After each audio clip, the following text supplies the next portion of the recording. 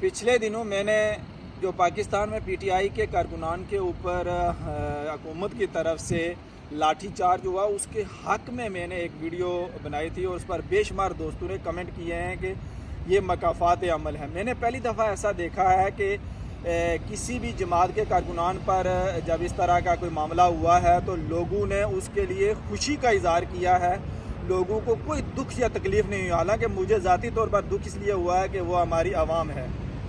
PTI के जो दोस्त हैं वो इस हद तक ज़िद्दी दोस्त हैं कि वो किसी भी बात को उस वक्त तक मानने के लिए तैयार नहीं होते जब तक वो खुद उसका सामना या फेस ना कर सकें।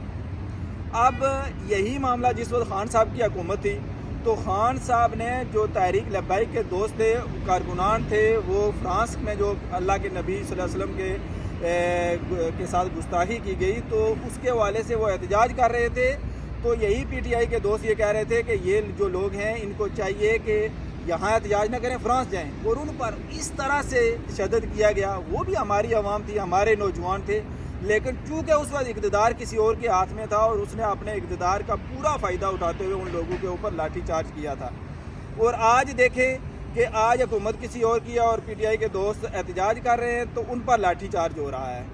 यही बात जिस वक्त हमने इस्टेब्लिशमेंट के हवाले से भी पीटीआई के दोस्तों से की थी तो उन्होंने हमें बहुत ज़्यादा गाली गलौज भी किया था कि आप इस्टेब्लिशमेंट के ख़िलाफ़ हैं या उनके हवाले से ये बातें कर रहे हो। आज जब खुद उनका उससे पाला पड़ा है, इस्टेब्लिशमेंट को इन्होंने उनका असल चेहरा देखा है, तो आज ये 2 कदम उनसे आगे हैं। और आज जब इनसे ये कहा जाए कि आप इस्टेब्लिशमेंट को ऐसा ना कहें तो ये हमें समझते ये हैं कि हम शायद इस्टेब्लिशमेंट के साथ मिले हुए हैं।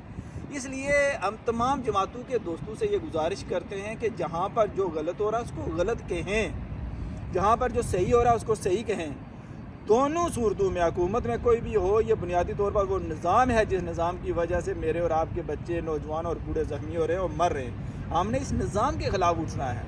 हमने ये नहीं देखना कि किस जमात का कौन सा कारकुन है और हुकूमत में कौन है। इसलिए पीटीआई के दोस्त भी और बाकी जमातों के दोस्त भी समझ आएँ कि कहाँ पर गलती हो रही है और उस गलती से सबक सीखते हुए आगे का लाया अमल तय करें। बहुत शुक्रिया।